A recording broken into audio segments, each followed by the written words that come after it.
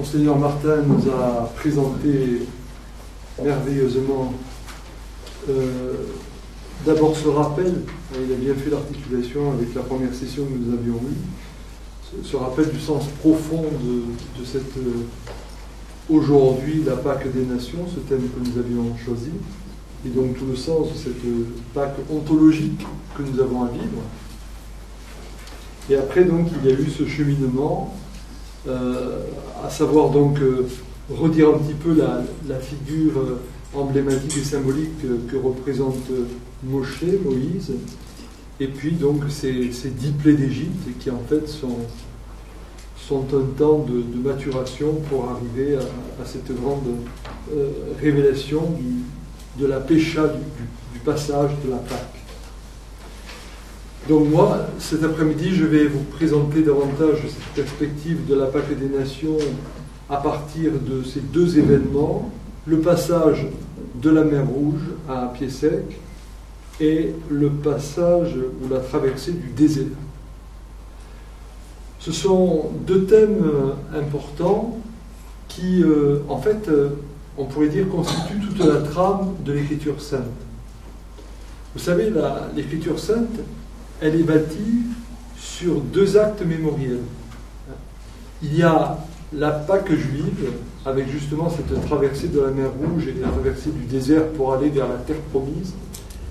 Ça, c'est tout le Premier Testament. Et puis l'autre acte mémoriel, c'est Christ mort ressuscité, donc le kérigme apostolique, l'annonce de la foi chrétienne. Mais toute l'Écriture sainte est bâtie sur ces deux mémoires. Mais en fait, ces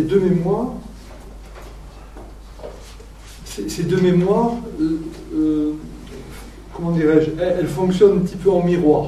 On ne peut pas comprendre la Pâque chrétienne si on ne s'inscrit pas dans la Pâque juive. Et donc, toute l'Écriture est comme un leitmotiv qui revient constamment sur ces deux mémoires. Si vous reprenez les livres, vous verrez, on ne peut pas les lire de façon chronologique, puisque vous savez par exemple que le livre de la Genèse, historiquement, n'est pas le premier livre. Et le premier livre, c'est celui de l'Exode. Mais si vous mettez à lire la Bible, vous verrez qu'il y a des espèces de répétitions qui se font comme ça. Et en réalité, ces répétitions, c'est pour nous faire entrer dans cette pensée hébraïque qui est une pensée un peu comme la pensée slave. C'est-à-dire qu'il y a un dépôt de la foi, et à partir de ce dépôt, on brasse et on rebrasse l'événement pour peu à peu le creuser, le comprendre et entrer plus en profondeur. D'une certaine façon, ce que nous disait merveilleusement Monseigneur Martin ce matin, et c'est vrai que la Bible nous amène à constamment revenir sur cette Pâque juive avec des facettes différentes et des événements nouveaux. Donc là, pour entrer dans ce thème cet après-midi, je vous ai mis une petite représentation, vous voyez, qui date du temps de la Renaissance. Et c'est une manière aussi de nous rappeler que nous devons constamment nous réapproprier cet événement. Ce n'est pas un événement historique. Je pense que Monseigneur l'a bien montré ce matin. Ce n'est pas simplement un événement historique, même s'il y a un fond d'histoire, mais c'est d'abord un événement ontologique, symbolique. Et par conséquent, si j'ai pris le soin de vous présenter ce médaillon qui date du temps de la Renaissance, c'est pour comprendre que, en fait, oui, nous devons être constamment dans ce travail de réappropriation, on dirait aussi ce travail d'inculturation. Comment allons-nous mettre dans notre culture d'aujourd'hui cette Pâque juive, qui devient du coup la Pâque des Nations. Je me rappellerai toujours quand j'étais allé à Abidjan donner des cours, il y a quelques années en arrière, quand j'étais bien plus jeune, et j'avais été surpris en rentrant dans la cathédrale d'Abidjan de voir Jésus, la Vierge Marie et Joseph noirs. Ça m'avait saisi, je me dis, mais qu'est-ce que c'est? Et puis après, je me suis dit, mais oui, c'est normal. C'est ça le phénomène de l'inculturation, de l'appropriation. Voilà. Donc, vous le voyez sur ce médaillon, eh bien, les personnes qui sont représentées, elles sont plus représentées dans des accoutrements qui ressemblent davantage à la Renaissance qu'au temps véritablement de l'Égypte ancienne ou du monde juif. Et avec ces eaux, donc, qui nous rappellent cette fameuse mer Rouge qu'il va falloir traverser, ou qui a été traversée, puisque dans le médaillon, tout est présenté. Hein, il y a à la fois cet appel au passage, mais peut-être qu'on est déjà passé. Il y a aussi l'enfouissement de Pharaon avec ses chars et ses armées. Donc tout est à la fois en perspective et peut-être déjà réalisé. C'est peut-être le déjà là et le pas encore dont parlera saint Paul. Et j'insiste une seconde sur ce médaillon pour rejoindre le dernier propos de Monseigneur Martin quand il nous a parlé de l'utopie. Hein, utopie qui effectivement a été travaillée par Thomas More et qui a été repris ensuite au XXe siècle par la philosophie allemande. Utopie, c'est le mot grec, alors là je parle sous l'autorité de notre professeur de grec, mais où la négation, topos, le lieu, qui n'a pas lieu, mais qui peut avoir lieu. Ah, c'est ça qui est intéressant, c'est qui n'a pas lieu, donc comme le disait Monseigneur Martin, qui n'a pas encore lieu, mais qui peut avoir lieu. Donc l'utopie, c'est pas quelque chose d'éthéré, d'irréalisable, mais c'est une réalité en perspective qui nous met dans un travail d'appropriation et de transformation de l'histoire. Oui.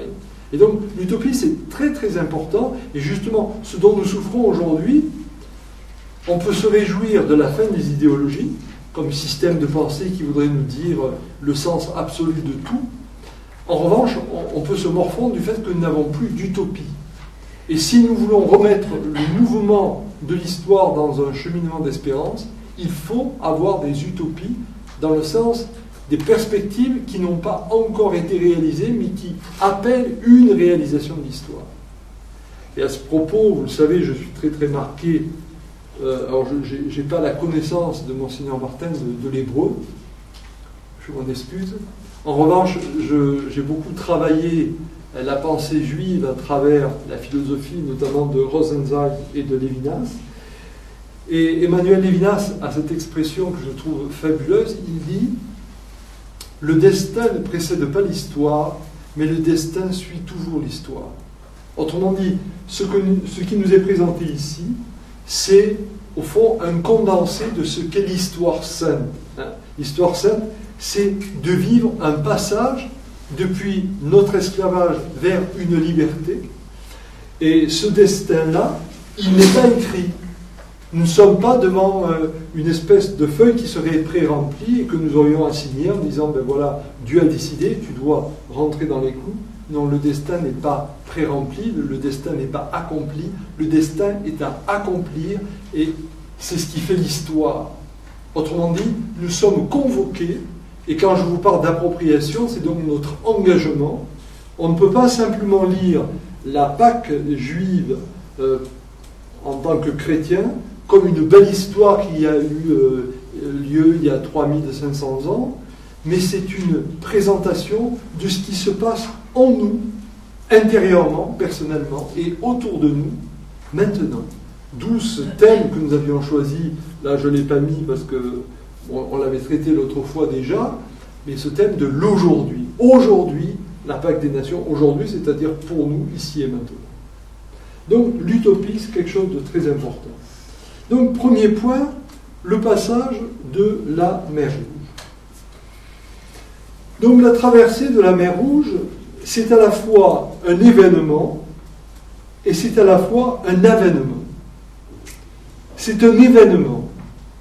Un événement, autrement dit, il y a une situation, et une situation qui va appeler une lecture de foi. Et à partir de cette lecture de foi, cette situation va devenir l'événement, c'est-à-dire ce qui vient rompre l'évidence de l'apparence pour nous faire entrer dans une profondeur de compréhension. C'est cela le sens de l'événement. Et les théologiens parlent de l'événement de la Pâque juive comme ils vont parler de l'événement de Jésus-Christ. Vous pouvez dire c'est étonnant parce que Jésus-Christ c'est une personne, mais on parle de l'événement dans le sens où cette réalité de Jésus en tant que Christ devient l'événement, c'est-à-dire une situation qui va bouleverser l'histoire et qui fait l'histoire. Donc l'événement, et c'est l'événement de la rédemption, d'un salut, d'un salut et donc d'un salut qui est fait par un sauveur, donc c'est l'avènement d'un sauveur, c'est-à-dire la manifestation de quelqu'un qui vient nous rejoindre dans nos difficultés. Alors là, je vais donc reprendre notamment le chapitre 14 de l'Exode. Je vous ai mis l'essentiel de ce passage, je vais un petit peu résumer. Donc, à peine délivré par la main de Dieu de l'esclavage du Pharaon et conduit hors d'Égypte, le peuple d'Israël se trouve placé dans une situation critique, c'est-à-dire qu'il a devant lui la mer Rouge qu'il faut traverser, et il a derrière lui Pharaon qui a lancé ses armes. Et ça, c'est vraiment intéressant comme situation apparemment géographique. Ils sont pris entre deux. Il y a d'une part la mer à traverser, d'autre part Pharaon qui arrive derrière. Voilà. Ils sont pris entre deux, et cet entre deux, c'est finalement la présentation du salut que permet Dieu dans l'histoire. C'est-à-dire à la fois se servir des éléments naturels et à la fois se servir de l'élément humain. Et ça rejoint exactement tout ce que vous a dit Monseigneur Martin ce matin à travers l'Hébreu. C'est-à-dire que Pharaon devient celui qui va permettre la révélation du projet divin. Il dit en creux ce qui doit être, et il est l'obstacle qui permet un passage, une Pâque, c'est-à-dire une traversée de soi-même. C'est l'élément humain. Et l'élément naturel, comment Dieu va se servir de sa propre création pour permettre un avènement qui devient un événement.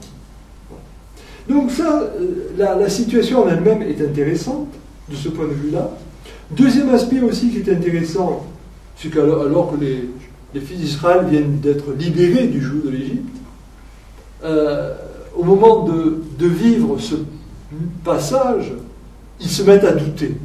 Et plutôt que d'espérer en Dieu, de compter sur Dieu, selon la parole qui avait été déposée par Moïse, ils récriminent contre lui, et donc on voit la peur qui saisit le peuple. Et ça, c'est quelque chose qui va être récurrent, c'est-à-dire que dans ce rapport entre deux, comment traverser l'événement naturel qui s'offre à moi, et comment ne pas me retourner derrière par rapport à ce qui pourrait me saisir, eh bien je suis invité à vivre la foi. Or, la foi, elle ne se fait pas. Elle ne se fait pas, mais ce qui se fait ici, c'est la peur. Une grande peur. Les fils d'Israël eurent grande peur et crièrent à l'Éternel, verset 10. Et là, alors, ce qui est vraiment fort pour nous, c'est que malgré cette peur, malgré cette récrimination, il va y avoir cette intervention divine. Et ça, c'est un point essentiel qui apparaît dans toute la révélation judéo-chrétienne, c'est que Dieu prend toujours l'initiative pour le salut. Il n'attend pas que l'homme se tourne vers lui, même s'il l'espère, même s'il l'appelle, mais il le rejoint, et d'une certaine façon, il prend donc cette initiative. Et c'est pas sans me rappeler le chapitre 15 de Saint Luc, la fameuse parabole du fils prodigue, où le fils a fait tout son retournement en lui, puis retourne vers son père, et en réalité le père est là, il l'attend. Et dans une tradition juive, comme c'était le cas à l'époque, eh bien, on est dans une situation patriarcale et le père n'attend pas, c'est au fils à venir demander pardon. Or là, on voit le père qui est là, sur le bord de la porte, et qui attend son fils. Et c'est exactement l'expression imagée de ce que nous trouvons ici, c'est-à-dire que malgré cette récrimination du peuple, mais enfin, tu nous abandonnes, où es-tu? Voici que l'ange du Seigneur va apparaître et va se placer entre. Et il va se placer entre le camp des Israéliens, ou des Israélites, ou des Hébreux, et le camp des Égyptiens. Et là aussi, on voit bien que cet entre-deux, la colonne de feu qui va séparer les deux camps, est là pour nous faire comprendre que ce rapport entre l'ami et l'ennemi est le lieu de la présence divine. Et quand Jésus va nous dire « aime ton ennemi », ce n'est pas un précepte moral de dire « sois gentil, c'est pas ça. Mais ami, ennemi, ce sont les deux facettes de la même réalité qui nous habite. Et le divin se place au cœur de ce rapport entre ami et ennemi. Et si nous vivons ce rapport comme dialectique, c'est-à-dire comme un rapport de séparation, alors nous entrons dans le péché. C'est-à-dire que nous allons vivre cela comme une dualité. Et nous allons alors peut-être oublier ce qui a été dit. Tu ne mangeras pas le fruit de l'arbre de la connaissance du bien et du mal. Et chaque fois que nous voulons vivre le rapport bien et mal, nous nous mettons en dualité, et la fameuse épée dont nous parlait Monseigneur devient une arme de combat contre. Alors qu'en réalité, cette colonne de feu qui vient s'installer entre les deux camps, le camp de l'Égyptien et le camp de l'Hébreu, c'est une façon de nous dire que nous sommes dans ce rapport qui est de l'ordre du même, et qu'il va falloir faire amitié avec ce qui apparaissait comme ennemi. Et puis donc, finalement, c'est le bâton de Moïse qui va venir fendre la mer en deux, et donc permettre cette libération, c'est-à-dire, en réalité, cette unification. Il n'y a pas l'Égyptien, il n'y a pas l'Hébreu, mais il y a l'homme à sauver, l'homme nouveau, et il y a l'homme ancien à délaisser, le premier-né des Égyptiens. Parce que le premier-né des Égyptiens, mes amis, c'est un peu ce dont nous parlera saint Paul, c'est-à-dire l'homme ancien, l'Adam ancien. Et celui qui passe, l'Hébreu, c'est l'Adam nouveau, c'est l'homme nouveau. Voilà. Donc ne pas séparer, d'où aussi cette expression de Jésus, ne séparez pas le bon grain et l'ivraie, ne pas séparer pour comprendre que nous sommes dans le même humus, la même humanité. Et c'est cette humanité-là qu'il faut arriver à faire passer, parce qu'il n'y a pas les bons et les mauvais, mais il y a un être qui est étiré de lui-même pour aller de Adama, tiré de la terre, vers Eva, l'être de vie. Tout ceci, donc, m'amène à dire que sur un plan historique, qu'est-ce qu'on peut retenir de cet événement de la traversée de la mer Rouge à pied sec? Il y a de grands débats entre les historiens, les théologiens, les archéologues. Bon. Fondamentalement, on ne peut pas dire qu'il s'agisse véritablement d'un événement historique au sens où il y aurait eu la mer qui se sépare, etc. Il y a peut-être eu des phénomènes de marée, sans doute.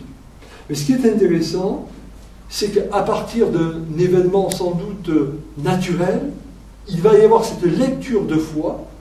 Et dans cette lecture de foi, alors, eh bien, la Bible hébraïque nous propose de vivre un événement qui devient comme une mémoire fondatrice. C'est donc l'événement fondateur de la foi d'Israël dont il est question ici, qui nous dit que constamment, nous avons à traverser des mers rouges. Et que la mer Rouge, ça n'a pas été il y a 3500 ans, mais que la mer Rouge, c'est constamment, et que cette mer Rouge, elle n'est pas en un lieu géographique, mais elle est ontologique.